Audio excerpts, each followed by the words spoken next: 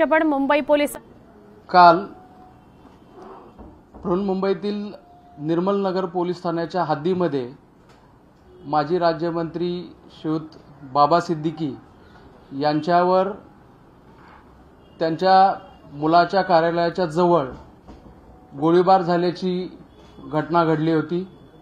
या अनुषंगाने निर्मल नगर पोलीस ठाण्यामध्ये गुन्हा दाखल करण्यात आलेला आहे आणि सदर गुन्ह्याचा तपास हा मुंबई गुन्हे शाखेमार्फत करण्यात येत आहे। ही घटना घडल्यानंतर तात्काळ तेथे उपस्थित असणारे पोलीस अधिकारी राजेंद्र दाभाडे एपीआय राजेंद्र दाभाडे आणि त्यांच्या सोबतचे कर्मचारी यांनी अतिशय धाडस दाखवत घटनास्थळावरच 2 आरोपितांना पकडण्यात यश मिळवलेलं आहे। या दोन्ही आरोपितांकडे फायर आर्म्स असल्याची माहिती असताना सुद्धा स्वतःचा जीव धोक्यामध्ये घालून एपीआय दाभाडे आणि त्यांच्या टीमने अतिशय कौतुकास्पद काम करत या 2 आरोपितांना तात्काळ पकडलेला आहे। घटनास्थळावरून एक आरोपित पळून जाण्यामध्ये यशस्वी झालेला आहे। तो तसेच इतर आरोपितांचा याच्यामध्ये असणारा रोल याबाबत गुन्हे शाखेमार्फत पुढील तपास करण्यात येत आहे आणि या गुन्ह्याचा तपास हा प्रत्येक अँगलने आम्ही करत आहोत। आता हिंदीमध्ये देऊ।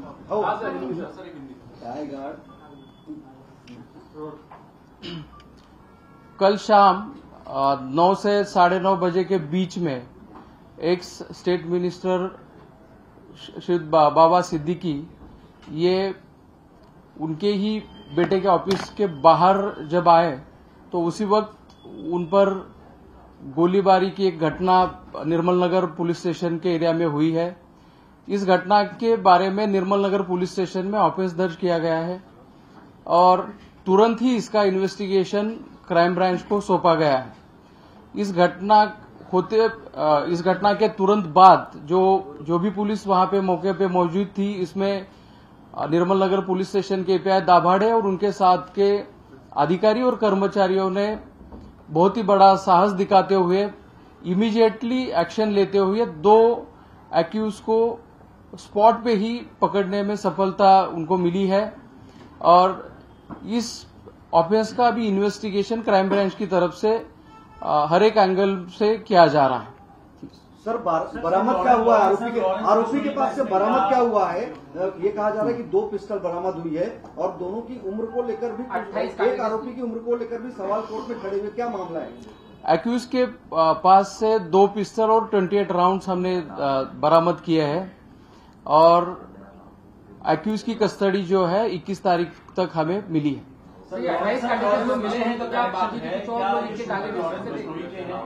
ये अभी तक की जांच में ऐसा कुछ बोला है? इस हादसे में इस घटना में लॉरेंस बिश्नोई गैंग का जो रोल है उसके बारे में हम इन्वेस्टिगेशन कर रहे हैं।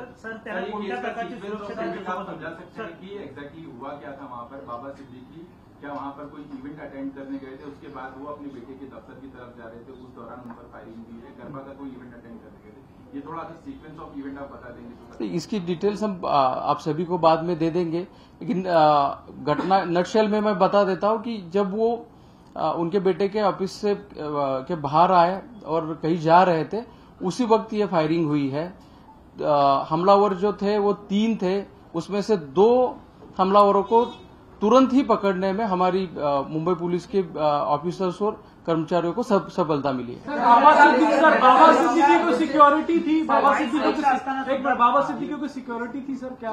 यस, उनको सिक्योरिटी थी, नॉन कैटेगराइज सिक्योरिटी थी उनको।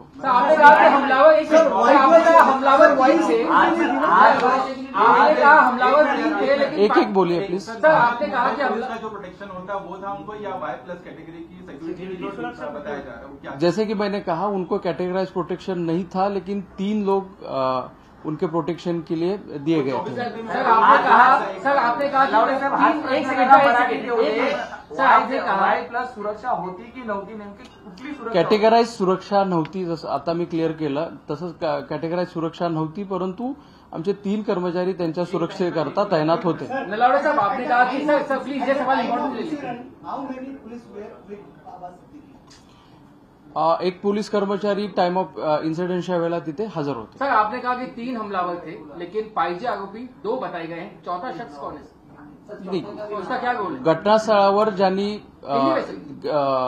प्लेस ऑफ इंसिडेंट्स पे जिन लोगों ने फायरिंग की है वो 3 लोग थे. उसमें से 2 पकड़े गए और 1 फरार है. उसका सर्च शुरू है. तो लेकिन रिमांड एप्लीकेशन में कहा गया कि एक और आरोपी की भी तलाश है, 2 आरोपियों की तलाश है. अब रिमांड एप्लीकेशन में क्या चीजें बोली गई है ये यहाँ पे मैं डिटेल में नहीं बोल सकता. वो इन्वेस्टिगेशन का पार्ट है. लेकिन एक एक्यूज घटनास्थल से निकल चुका है. कितनी टीमें बनाई गई है? कितनी टीमें बनाई गई है मुंबई क्राइम ब्रांच के द्वारा? कौन कौन से राज्यों के पुलिस के संपर्क में है? और तो ये बात सामने आई है कि जो शूटर हैं जानबूझकर ये नाबालिग या कम उम्र के शूटर को हायर किया गया था. ऐसी भी इसमें एक बात सामने आई है. Part of the training. Crime branch की तरफ से 15 टीमें हमारी बाहर है. हर एक एंगल से हम इस ऑफेंस का इन्वेस्टिगेशन कर रहे हैं. जहां जहां पे हमें बाहर की पुलिस की सहायता चाहिए उनकी सहायता ली जा रही है. और टेक्निकल इन्वेस्टिगेशन, ग्राउंड इन्वेस्टिगेशन और बाकी और सारी चीजों का सहारा लेते हुए हम अभी इस केस को इन्वेस्टिगेट कर रहे हैं.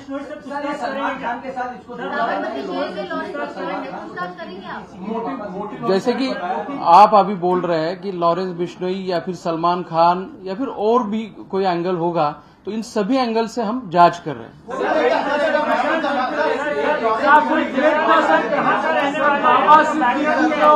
सर जिशान अख्तर कहाँ का रहने वाला है? उसका बैकग्राउंड क्या है? क्रिमिनल बैकग्राउंड क्या है?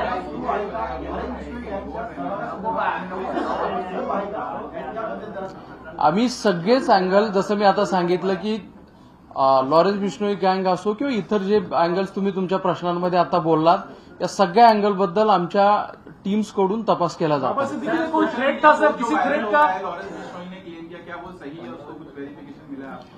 जी पोस्ट सर्क्युलेट होत आहे त्याच्या ऑथेंटिसिटी बाबत आम्ही तपास करतोय. जो पोस्ट अभी सर्कुलेट हो रहा है, वायरल हो रहा है, उसके ऑथेंटिसिटी के बारे में हम इन्वेस्टिगेट कर रहे हैं. सर बाबा सिद्दीकी को कोई थ्रेट था पहले? जो आरोपी है जिसने पोस्ट लिखा है, क्या इसको फरवरी में भी आप लोगों ने अरेस्ट किया? फरवरी में अरेस्ट हुआ था ये अवैध हथियारों के मामले में? इसके बारे में मुझे थोड़ी जानकारी लेनी पड़ेगी. ये अरेस्ट हुआ था कि नहीं, तो मेरे पास जानकारी नहीं है इसके बारे में. शुरुआती पूछताछ जो आपने इतने घंटे की दोनों आरोपियों से, उन्होंने कुछ मोटिव, इनको किसने हायर किया, कुछ तो बताया होगा. जैसे कि मैंने बोला, अभी बहुत ही इनिशियल स्टेज पे जांच है. जैसे जैसे तथ्य सामने आएंगे हम आपको बताते जाएंगे. किसके संपर्क में आए, कैसे रूम लिए, कहाँ रहते थे, कोई थ्रेट था सर? बाबा सिद्दीकी को कोई थ्रेट था? घर की रेकी वगैरह की? या 3ही आरोपींचा आम्ही रेकॉर्ड तपासत आहोत. तिघांचीही नावं आमच्याकडे पूर्ण स्वरूपात आहेत आणि ते जिथले रहिवासी आहेत तिथल्या स्थानिक पोलिसांशी संपर्क करून आम्ही त्यांचं रेकॉर्ड चेक करतो. किसी थ्रेट की शिकायत की थी बाबा सिद्दीकी? तो कोण आहे, तो त्यांचा मार्गदर्शक होता का? परत आपला प्रश्न सांगा. हा जो 4था आरोपी देखील आहे या संपूर्ण प्रकरणामध्ये, त्यांची देखील ओळख पटवली. दोन फरार आहेत असं तुम्ही कोर्टात सांगितलं. ते आरोपींची ओळख आम्हाला पटलेली आहे आणि त्यांच्या शोधासाठी आमचे प्रयत्न सुरू आहेत. सर 2-3 एंगल सामने आ रहे हैं. पहला लॉरेंस बिश्नोई, दूसरा SRA प्रोजेक्ट को लेकर कोई इश्यूज थे और तीसरा कुछ बिजनेस टाइबल थी. क्या ये सब एंगल में हो रहा है कुछ इन्वेस्टिगेशन? आपने जैसे कि मैंने अभी कहा, जितने भी एंगल्स आपने बोले हैं इन सभी एंगल से हम इन्वेस्टिगेट कर रहे हैं. जैसे जैसे इन्वेस्टिगेशन प्रोग्रेस होगा वैसे वैसे हम आपको बताते जाएंगे. मुंबई में कहीं रह रहे थे, पहले से आए हुए थे, कब से आए थे, कोई जानकारी स्पेसिफिक कि ये किसके जरिए, किसके संपर्क से मुंबई आए, कहाँ रह रहे थे, क्या उन्होंने रेकी भी की थी? कुछ जानकारी डिटेल में सर थोड़ा सा. एक्यूज कब मुंबई में आए थे, कहाँ रह रहे थे, कौन से लोगों ने उनको मदद की या फिर किसने पैसे प्रोवाइड किए, लॉजिस्टिकल सपोर्ट किसने दिया, इन सभी एंगल से हम इन्वेस्टिगेट कर रहे हैं. एक खबर सर, एक खबर ये चल रही है. Thank you. एक खबर ये चल रही है कि आरोपियों ने पूछताछ में ये कबूला कि वो लॉरेंस बिश्नोई गैंग से उनका कनेक्शन है. क्या आप इसे कंफर्म या डिनाई कर सकते हैं? जैसे कि मैंने अभी बोला कि हर एक एंगल से हम इन्वेस्टिगेट कर रहे हैं। जैसे ही गैंग का एंगल हो या फिर और कोई एंगल हो, इसके बारे में हम आपको बताएंगे। Thank you. Thank you. Mumbai गुन्हे शाखेची पत्रकार परिषद। काल संध्याकाळी बाबा सिद्दीकींवर गोळीबार झाला, ते प्रकरण, त्यावेळेला नेमकं काय घडलं, कुठल्या हद्दीत हा प्रकार घडला, कसा तपास केला, 2 जणांना कसं ताब्यात घेतलं, या सगळ्याविषयीची सविस्तर माहिती आपल्याला पोलिसांकडून मिळत होती।